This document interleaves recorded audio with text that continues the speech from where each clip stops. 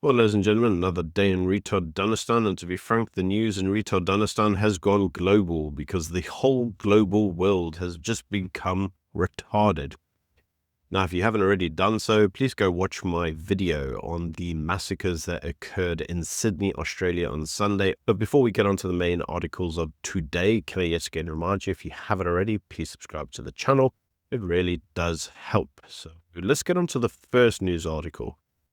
And this is actually an opinion piece penned by the Zionist Fed of South Africa, who talked about the Sydney attacks. Now, they said that the violent anti-Semitic attack that occurred in Sydney, targeting Jews openly celebrating Hanukkah in a public space on Birdie Beach, well, they said that this was not done in isolation. They say that the victims were not political activists or protesters. They were families, community members, and they were participating in religious celebration. Now, the setting was deliberate, was public, symbolic, and it was peaceful, and those were the individuals that were attacked. Now, the attack shattered a long-held presumption, that is that Jews in Western democracies can practice their faith openly and safely, and that anti-Semitism remains rhetorical rather than physical in the West. Now, what this shows you is that the West has lost its moral clarity. The West is no longer the West. And as the opinion piece says, this attack did not happen in a vacuum. In the months leading up to it, Jewish institutions reported rising intimidation, and we're not just seeing this in Australia, we're seeing it in London, we're seeing it in America, where synagogues and other institutions are attacked by the Free Palestine mob, and public Jewish visibility increasingly attracts hostility from the pro-Palestinian wannabes. Now, pro-Palestinian protests have escalated rhetoric without any form of restraint, with the West being unable to control said rhetoric.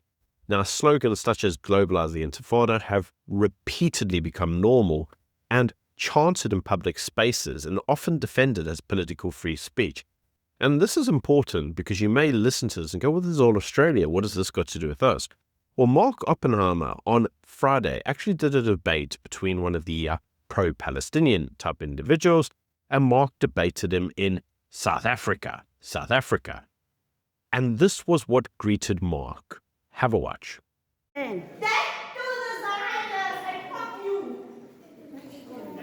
So as you can see, the rhetoric is very real and is right here on African soil. Now, the idea of the Intifada is not an abstract concept, and historically it refers to bombing, stabbing, shootings, and mass murder.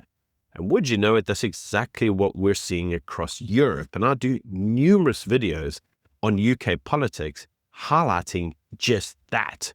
It's important to understand that one of the victims of the massacres that occurred on Sunday was a Holocaust survivor.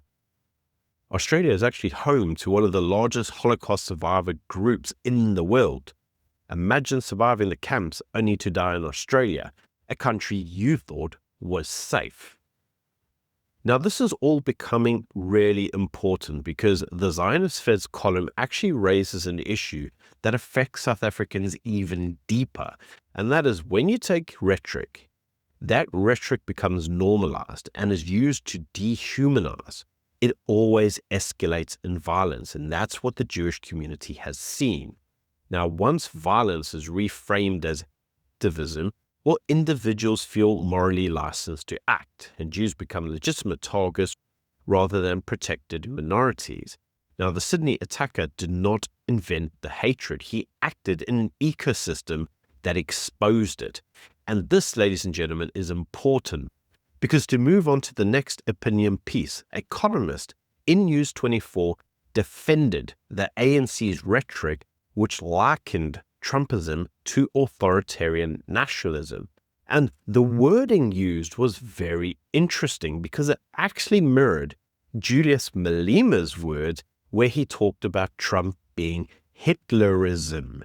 You see how that works? Now, the idea, according to this individual, is that Trump normalized racist and exclusive rhetoric, and that U.S. policy documents reflect civilizational thinking and forms of colonialism. Now, this is the very rhetoric that got South Africa excluded from the U.S. as a trading partner. And here we see the exact same language in an opinion piece repeated to us as if somehow it's important. It's not. It's normalization of dehumanizing language in relation to Trump. And it's exactly what got us excluded from trade relations with the US. Now, according to this individual, South Africa should not bend the knee to US pressure and rather frames the criticism of South Africa as moral hypocrisy because, according to them, the West is so much worse. Again, no accounting for brains, but what we are seeing is the same playbook time and time again. Rhetoric that becomes normalized, dehumanizes individuals, and escalates into violence. Every time. In this instance, the US is too strong and powerful for it to resort to violence. But the playbook is there for everyone to see. Now, where we've seen this affect policy in South Africa the most is actually around the communications minister who has attempted to ease ownership rules, blocking satellite internet providers like Starlink. Now, they've proposed an equity equivalent investment instead of the rigid 30% local ownership. Now, they've done this to allow Starlink to come to South Africa.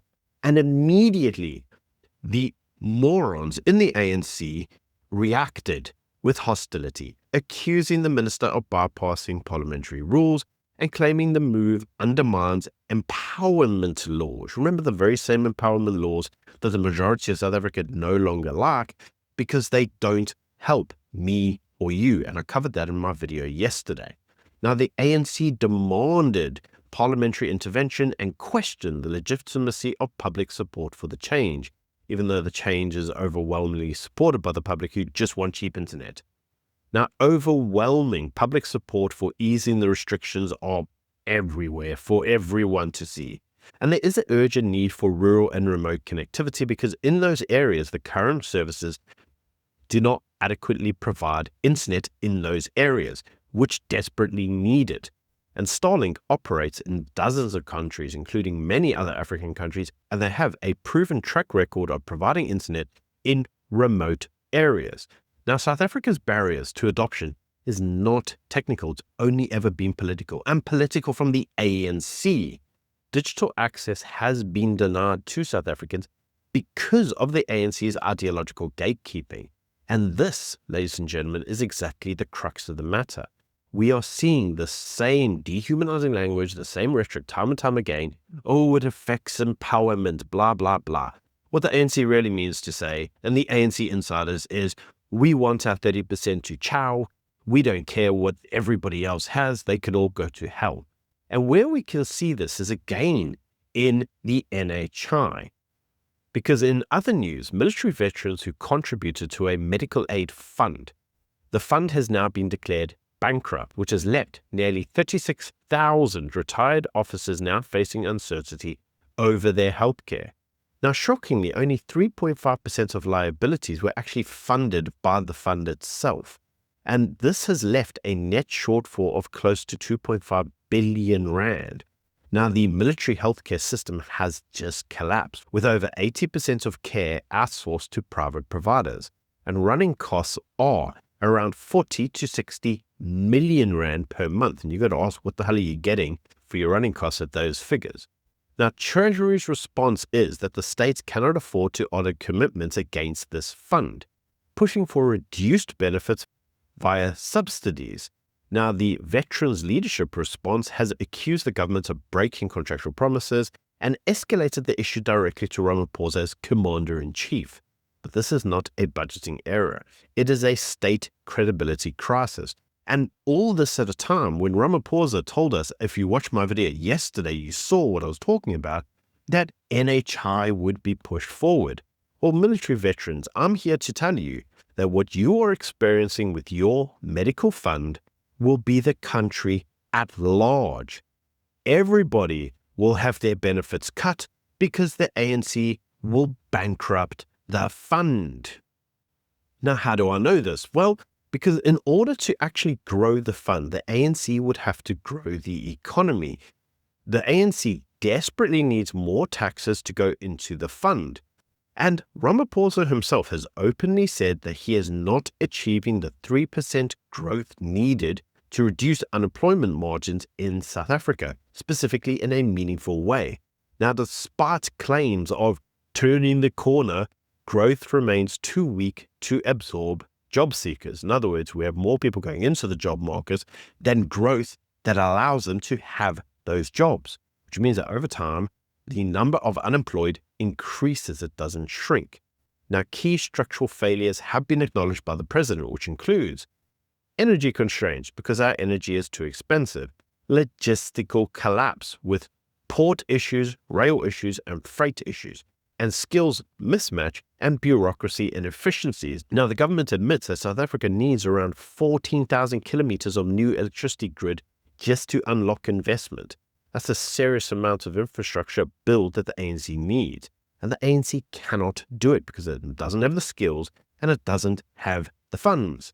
So the ANC has passed a revolution that will apparently overhaul the dysfunctional seaters, push for dual skills training, and expand state-backed financing for SMEs. I mean, we've heard the same rubbish for like 12 years now. Now, this admission from Ramaphosa effectively amounts to the ANC saying, yeah, we know what's wrong. We have no idea how to fix it. We have no timeline on how to fix it. All this at a time that the ANC has lost serious amounts of investment from the US. But don't worry, the ANC tells us that they've unveiled an ambitious 3 trillion rand export target. I mean, it's good to have targets. I mean, Ramaphosa had all these targets of smart cities, bullet trains, and what, but it was all just complete nonsense, was it not? Anyway, this is apparently up from the 2.46 trillion investment that they already planned. And they just told us that the economy is not growing. But anyway, let's move on.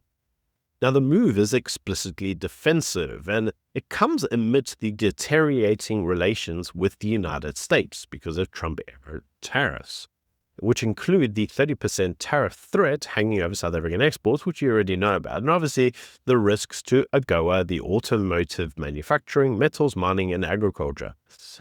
Now, the government's response has been to lean heavily on state finance bodies, which include the IDC, the NEF, and the ECRC, because we all know how well state institutions run.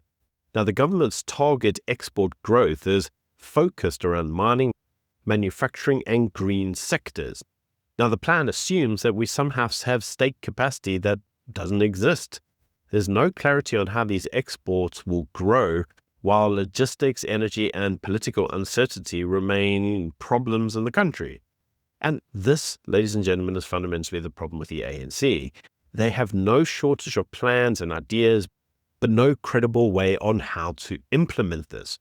We see this time and time again in all the little promises that Ramaphosa loves to make.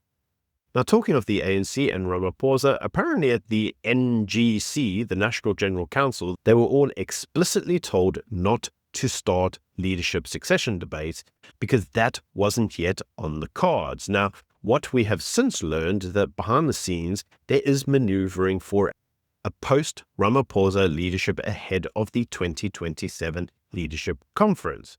Now, there have been a number of individuals who have been suggested as potential leadership options, which includes the Energy Minister, Ramaphosa, and Fixile Mabula. Now, according to Julius Malema, we're likely to see a Fixile Mabula leader of the ANC if Mabula continues to have his way. So what are we seeing here? Well, according to the ANC, there's no succession mode currently in planning. But behind the scenes, there's very much a debate on who the future leader of the ANC and the country will be. And on to a final news article. News out is that a former Springbok captain has had to sell his 1995 World Cup medal and memorabilia because he is in financial distress and he is unable to secure stable work. Now, he cites that age and race are counting against him, saying that because he's white, he's unable to obtain work. He says that BE dynamics and non-payment risks shut him out of contracts, so he can't go out and start a business. And so ultimately, this has led him to having to sell national sporting history in order to survive and feed himself, leaving nothing tangible for his children. Now, this story resonates to many because it does mirror the broader middle-class decline in South Africa thanks to ANC policy, and shows how status and past success no longer protect anyone against economic exclusion done underneath the ANC's guise of transformation. Anyway, ladies and gentlemen, that's the news of today. Do let me know what you think of everything in the comment section below, and until tomorrow, bye.